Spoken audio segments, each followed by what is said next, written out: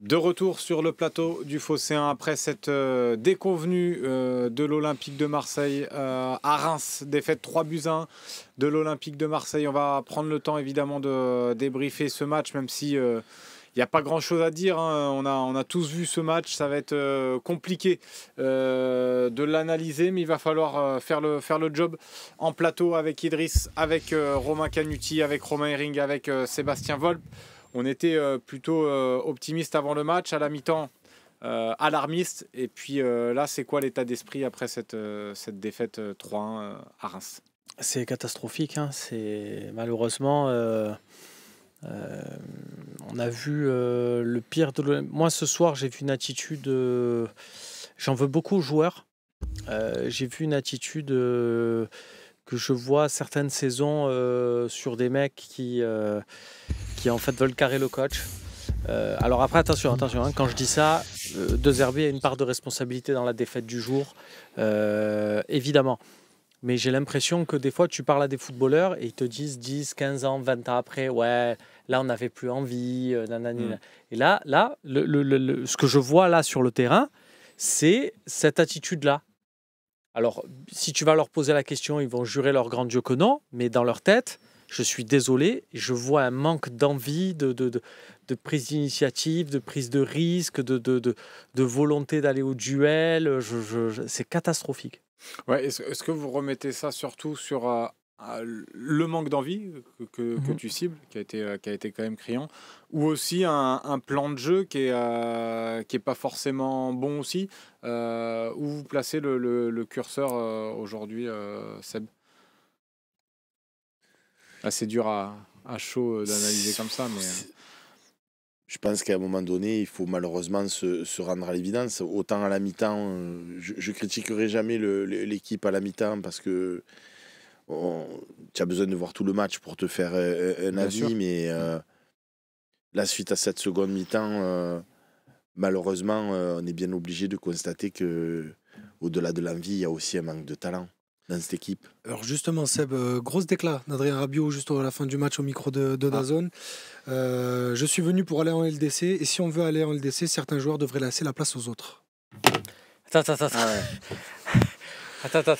Excuse-moi, mais là, ça... Qui a dit ça? Adrien Rabiot. Tu as vu son match? Oh, moi je l'ai vu. Moi. Je sais que... On va en parler après. Mais Romain, excuse-moi, parce que là, je suis pas fou. Il fait partie des plus nuls, Adrien Rabiot, sur ce match. Et pas que sur ce match, attention. D'accord.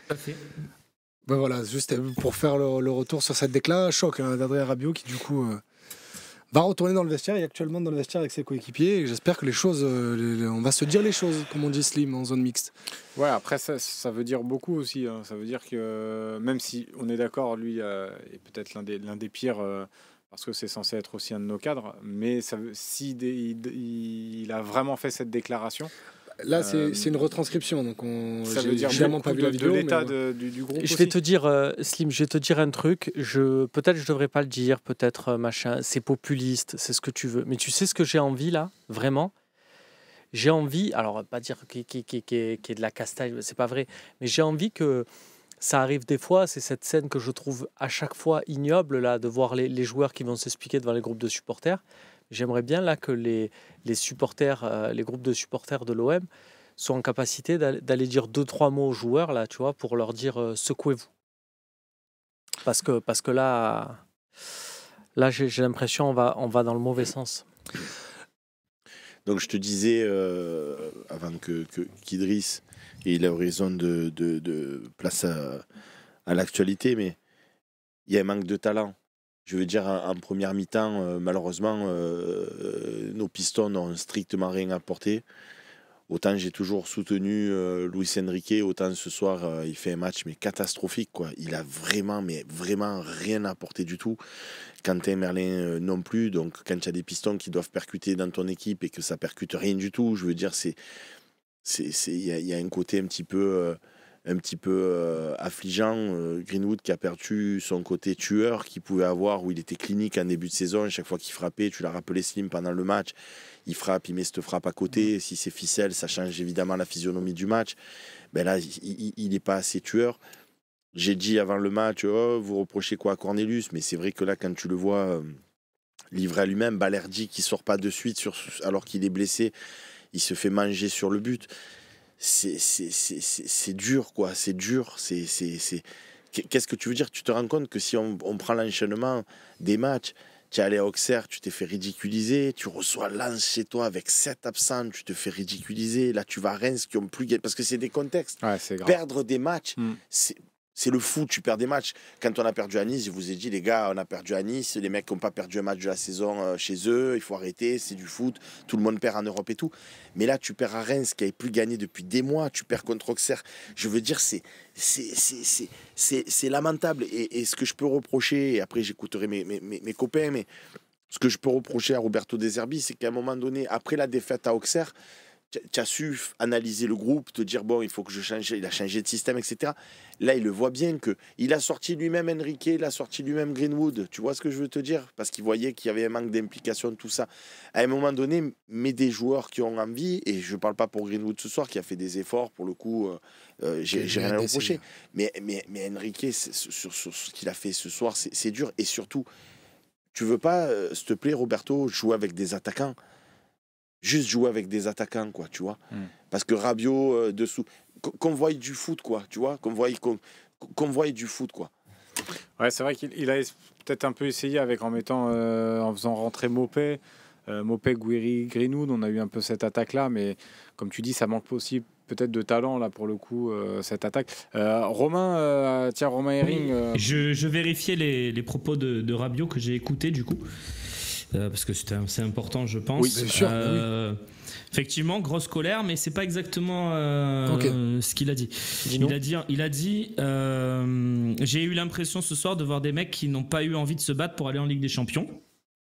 Donc déjà, il dit pas. Ouais, c'est pas qu'il laisse la place aux autres. Et si, il le dit aussi, mais il dit pas ça. Il dit s'il y en a qui veulent pas aller en Ligue des Champions, qu'ils le disent avant de jouer et qu'ils laissent la place aux autres. Bon, c'est sensiblement la même chose. Il a dit aussi, il a dit Romain aussi un truc genre c'est impossible de les voir défendre, de voir défendre à 3 mètres de leur but. On a défendu à 3 mètres sur le premier but, on défend à 3 mètres des joueurs et c'est pas possible à ce niveau-là ou un truc comme ça. Alors qu'on savait que leur seul point fort était un peu les coups de pied arrêtés, les contre-attaques. Et les contre-attaques, exactement. Ok.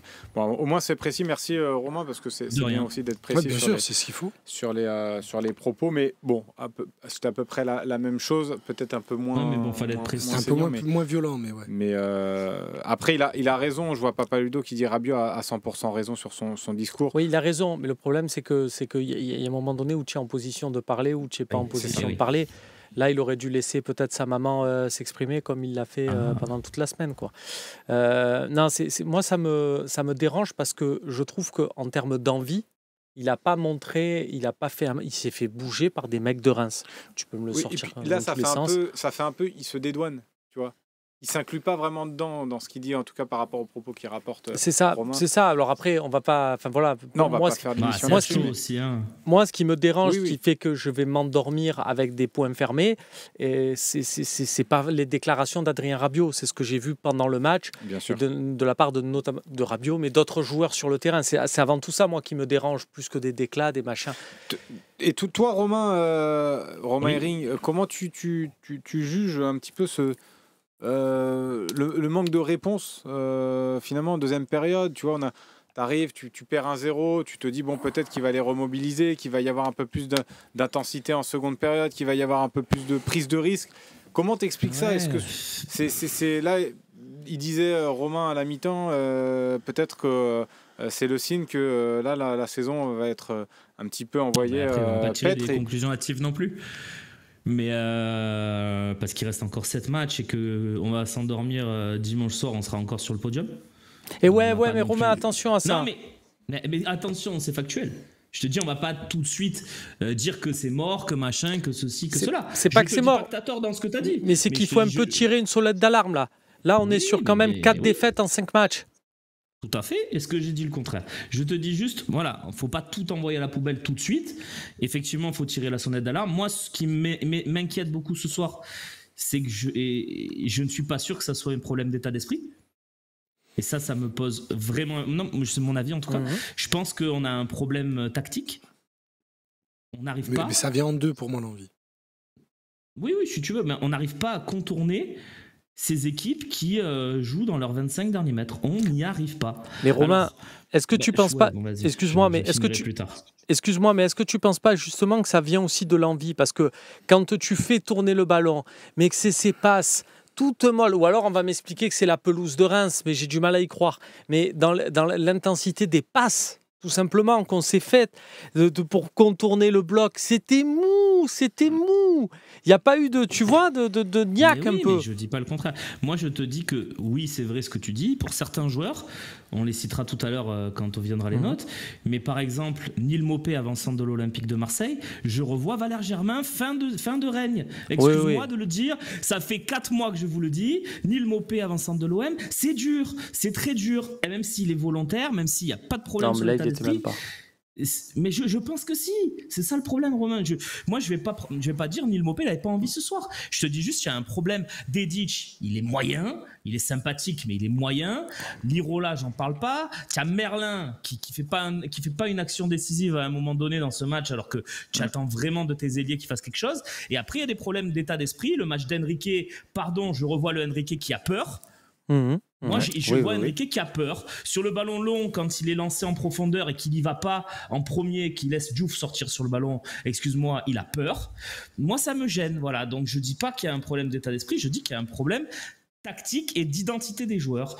Et c'est vrai que c'est inquiétant. Toi, tu vois quoi comme... Justement, tu dis c'est inquiétant, mais tu vois quoi comme solution? Parce que j'ai l'impression que là, tu avais beau mettre n'importe qui, tu vois, on se disait faut faire rentrer Roy à la place de Luis Enrique. Roy est rentré, c'était pareil, il y avait pas, on s'est dit Dedic, il va peut-être apporter. Au final, il te coûte le deuxième but. Tu vois, je veux pas. Quelle solution vous pouvez apporter ce soir Alors attends, Slim.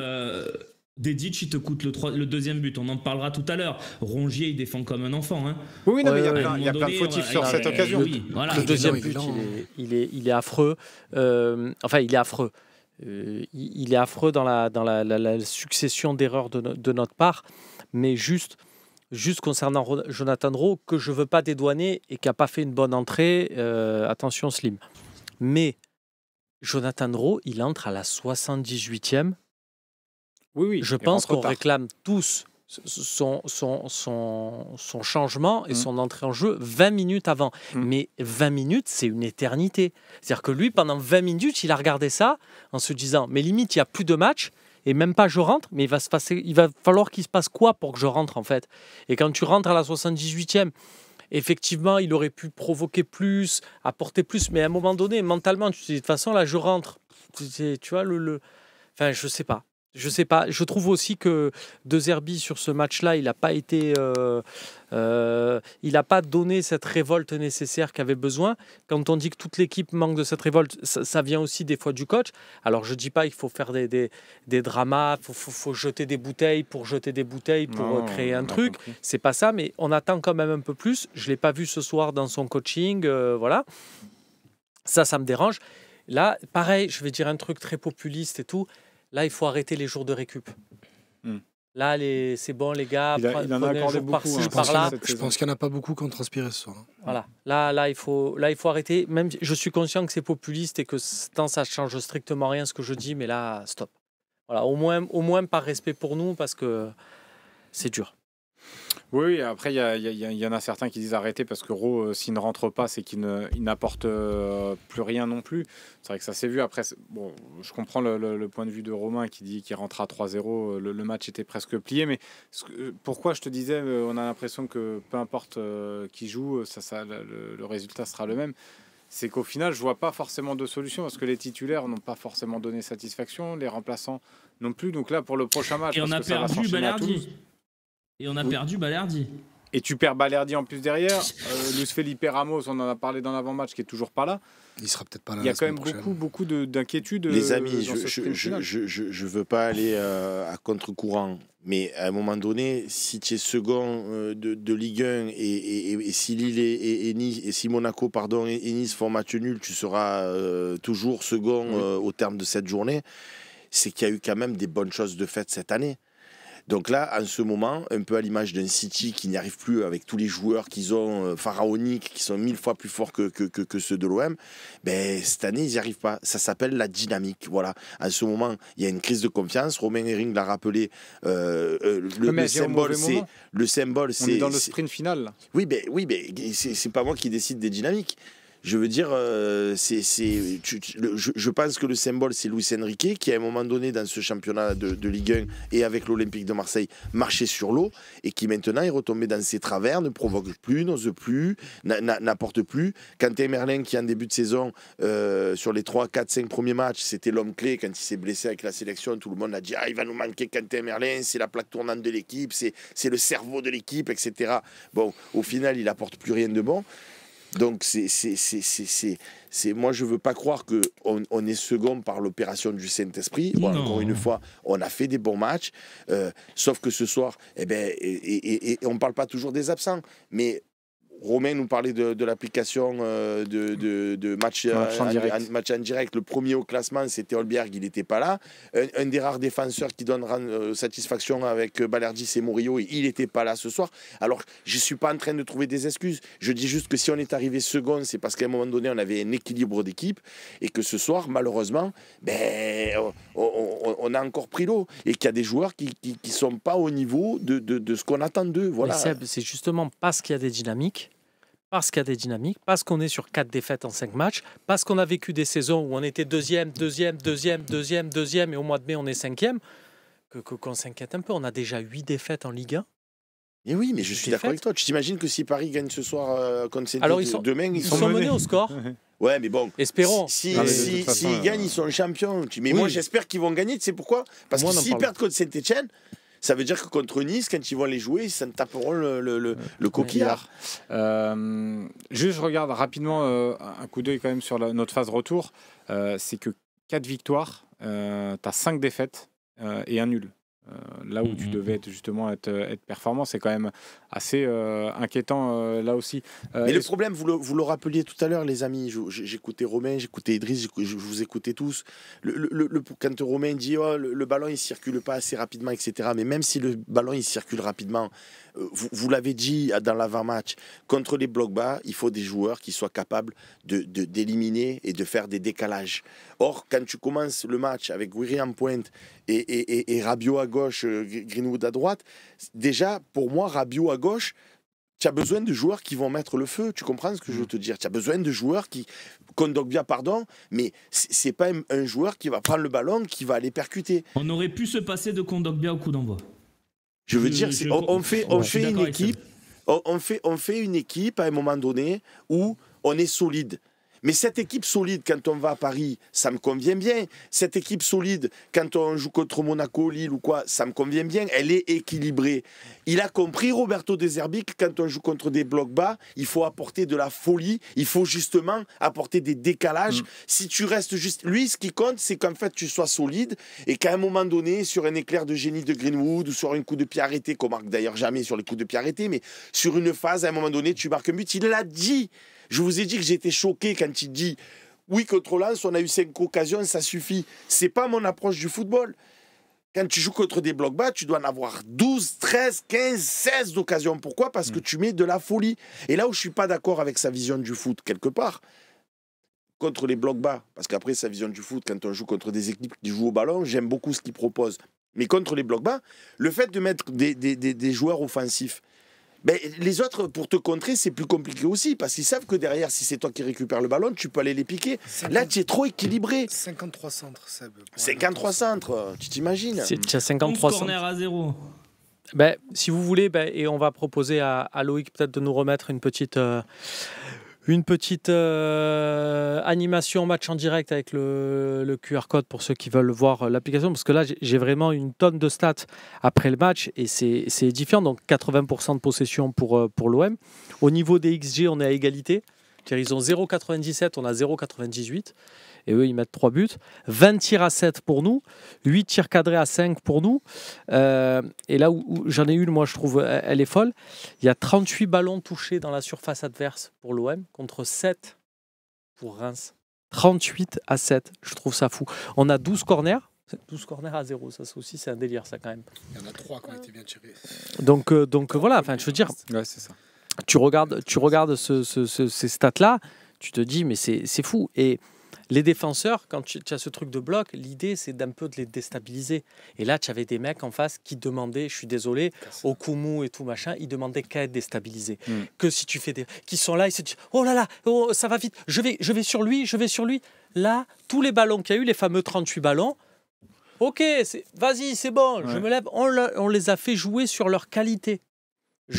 Moi, un des seuls, je pense que Romain, et même si sur des trucs il m'a énervé aussi, sur c'est la manière qu'il a de tirer de ses corners et tout, mais qu'est-ce que vous voulez que je dise à Amine Gouiri qu'on a cherché dans la surface entre Okumu et Kipré? Tu veux faire quoi? Et qui a réussi quand même quelques trucs, quoi. Les remises pour Greenwood, celle pour Mopé, je sais pas ce qu'il fait Mopé. C'est peut-être celui qui a le plus d'excuses. Moi, je sais qu'on va avoir 2 talks lundi et jeudi et mener de main de maître. D'ailleurs, j'ai beaucoup aimé le talk de jeudi. D'ailleurs, je le glisse comme ça. N'hésitez pas à vous refaire les talks quand vous les manquez en replay, c'est facile. Mais je sais qu'on va en parler. Mais moi, je me demande s'il ne doit pas tout réinventer de Zerbi là. Parce qu'on arrive sur des équipes, je développe un petit peu, mais on a des équipes qui commencent à nous lire à la perfection. C'est-à-dire que Samba Diawara, excuse-moi, si tu mets Idriss sur le banc de Reims, il fera pas moins bien que Samba Diawara. C'était Jamal Mohamed sur le banc, on est d'accord, c'est le même. Putain, donc, ce que je veux dire par là, c'est que même Samba Diawara, il arrive à mettre en place un truc tactique pour nous embêter. J'ai rien contre Samba Diawara. Oui, on sait compris. Il n'y a personne qui met rien tactiquement en place, c'est Romain, pardon. Oui, les mecs, ils se mettent tous derrière, ils font 2 lignes de 5 et ils contre. La tactique, elle est simple. Ils n'ont rien inventé. C'est ce que je suis en train de dire. C'est ce que je suis en train de dire. C'est-à-dire que c'est tellement simple de contrer ce qu'on est en train de proposer que même des coachs bidons comme Samba Diawara, ils sont capables de le mettre en place. Donc c'est qu'il y a quand même un petit problème. Donc moi j'aimerais bien qu'on réinvente un truc, qu'on change ce système et qu'on passe à quelque chose de nouveau pour la fin de saison, parce que sinon Toulouse ils vont faire la même chose la semaine prochaine. Et je suis pas sûr qu'on gagne. Et le problème, il est que ça motive les autres équipes. Parce que Reims, ils ont vu Lens faire, ils ont vu Auxerre, et ça les motive. Ça les motive. Le mec de Samba Diawara dans le vestiaire, il dit aux gars, les gars, vous avez juste ça à faire. Il a vu la compo, il a vu Kondogbia au milieu, il a vu Rabiot devant, il a dit tenez bon et les espaces viendront. Non mais oui, mais en fait c'est ce que disait Seb tout à l'heure, c'est qu'en fait c'est pas forcément tant la tactique des adversaires, c'est plus notre jeu qui est facile à lire et l'état d'esprit. C'est notre jeu et le fait que t'aies pas de joueurs qui vont faire mal et provoquer aussi. Parce qu'encore une fois, si vous revoyez tous les matchs qu'on a fait contre des équipes qui jouent, à chaque fois on voit des matchs plaisants, on n'est pas. C'est vraiment notre problématique, elle est contre les blocs bas. Quand les mecs comme Auxerre, comme Reims, comme Lens, quand ils viennent et qu'ils sont tous derrière, on n'y arrive pas. Pourquoi ? Parce qu'on a dit, vous vous rendez compte, je me répète, mais contre Lens, c'est contre Lens qu'on a commencé avec Nadir. Tu t'imagines que contre Lens, pour aller percuter une équipe dont tu sais qu'ils vont tous jouer derrière, tu mets à la fois et Nadir et Rabiot. Ça va pour quand tu vas jouer contre Paris, ça pour être dominant au milieu de terrain, pour mettre de l'impact. Mais quand tu joues contre des blocs bas, mais des joueurs qui au moins on peut espérer qu'ils arrivent. Moi, on me dit Rowe, il est éclaté au sol, mais je préfère voir 100 fois un Rowe éclaté au sol contre Lens, contre Auxerre ou ce soir contre Reims, et Rabiot dans le cœur du jeu, plutôt que de voir Rabiot qui de toute façon il percutera personne. C'est pas son style de jeu. Ce n'est pas son style de jeu. Après, Rabiot, en plus, dans les blocs bas, si tu mets Rabiot au milieu, ça l'empêchera pas d'être dans la surface à la réception des centres. Tu gagnes quand même ce Rabiot-là qui va t'apporter la touche offensive qu'il est capable d'apporter. Donc moi je comprends pas non plus, et c'est pour ça que j'appelle à une réinvention là avant Toulouse, parce que j'ai très peur qu'on finisse la saison en jouant comme ça. Et mais après Romain, ça va être compliqué. On a beau tourner le schmilblick dans un sens, dans l'autre, etc. La problématique, c'est que si tu mets Enrique en piston, ça va pas. Tu le sors, tu mets Dedic, il est gentil, on l'aime beaucoup, il a l'air volontaire, mais il apporte pas beaucoup mieux. Tu mets Quentin Merlin, ça va pas beaucoup mieux. Tu mets Ulysse Garcia, ça va pas beaucoup mieux. Donc, en réalité, cette équipe, elle est équilibrée, elle est solide, mais ça manque de joueurs créatifs, qui sont capables de déstabiliser des défenses sur un gris-gris, sur un passement de jambes, de mettre des frappes. Un peu ce qu'il a fait Rongier. Voilà, Rongier fait un amorti, il efface 2 joueurs, bam, il met une menace dans la lucarne. Voilà, il faut des joueurs qui ont du talent. Il faut et malheureusement, contre des défenses regroupées, toi, je n'en vois qu'un cette année qui a du talent à l'OM, qui est capable de faire ça. Il s'appelle Mason Greenwood. Après, il manque de peau pour nous en ce moment. Eh ben, lui aussi, il a un déficit de confiance. On l'a piqué, on l'a mis sur le banc, à juste titre ou pas. Moi, je ne suis pas aux entraînements. Mais en attendant, là, il a fait preuve de plus de pugnacité, de plus de volontarisme. Mais le côté clinique, il a perdu. Il l'a plus. Sa frappe, elle passe pas. Elle n'est pas déviée par le goal du bout des doigts. Elle prend pas la barre. Il a tiré 2 mètres à côté. Donc, le viseur, il est moins bien réglé qu'en début de saison. Et la différence qu'il y avait aussi en début de saison, c'est qu'il avait un autre créatif. Alors, je sais qu'il est pas en odeur de sainteté à l'OM et sur le chat, mais Harit, il pouvait te provoquer il pouvait avoir cette créativité-là. Et là, aujourd'hui, Greenwood a la responsabilité qu'avait Harit en début de saison dans la création du jeu et il doit également les finir. Donc là, je pense qu'on. Mais même s'il y avait Harit ce soir. Non, mais il aurait peut-être sûrement rien fait. Quand on parle de niveau, il te manque du talent. Pardonne de le dire, mais on a recruté Benasser. Moi, je m'attendais à ce que Benasser, justement, des petites louches par-dessus la défense adverse, comme il a fait à un moment donné, c'est sur Angers, le premier match, où il décale Kanté Merlin, etc. Benasser, qu'est-ce qu'il a apporté?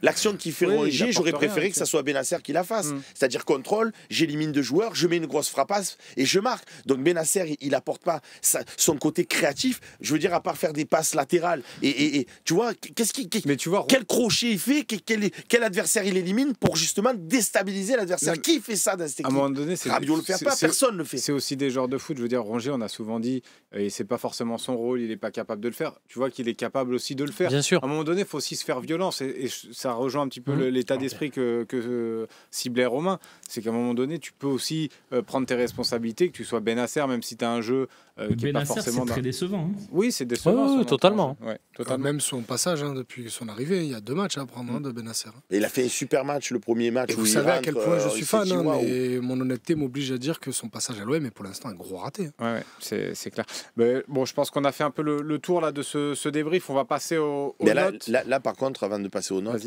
tu posais la question avant le match. Est-ce que vous êtes inquiet?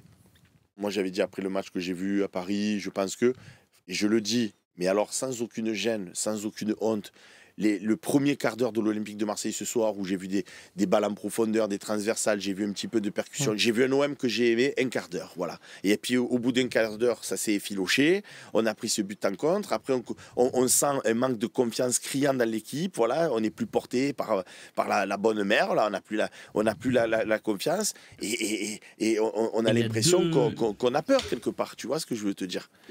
Et il y a 2 faits marquants qui nous déstabilisent et qui nous sortent du match. C'est la blessure de Balerdi. Pendant 10 minutes, il y a eu un peu de est-ce qu'il peut continuer, pas continuer, on lui passe pas trop le ballon, etc. Ça nous a complètement sorti du match. Et le tournant du match, c'est l'occasion de Greenwood. La frappe où il est lancé par Gouiri, qui frappe à côté. À partir de là, on est mou, on n'existe plus trop. Voilà. Moi, ce que j'ai peur, là, c'est vrai, c'est inquiétant que ces 15 premières minutes dont parle Seb. Et oui, c'est très inquiétant parce que tu te fais déstabiliser dès qu'il y a un petit grain de sable. Quoi. Ouais, c'est ça. Et moi, ce qui me fait très peur, là, maintenant, là, il reste 7 matchs de championnat. Je vois pas comment, avec autant de défaites au compteur sur les 5 dernières journées, c'est ça, les 4-5 dernières journées. 4 défaites sur les 5 dernières journées. 4 défaites sur les 5 dernières journées. J'ai du mal à imaginer comment on va pouvoir inverser la vapeur, tu vois. À moins de gagner de manière franche et totalement maîtrisée contre Toulouse pour justement te redonner un bol d'air et te dire bon allez on repart de l'avant. Mais si tu joues encore comme ça contre Toulouse, avec le frein à main, avec un manque d'idées, avec un manque de créativité, et que tu n'arrives pas à gagner Toulouse, à mon avis, franchement, on va avoir les yeux pour pleurer, quoi. C'est triste. Hein. Ouais. On aura le temps de toute façon de faire tous ces débats dès lundi dans le talk show pour le débrief de ce match. On va passer aux notes et au top et au flop de ce Reims Olympique de Marseille.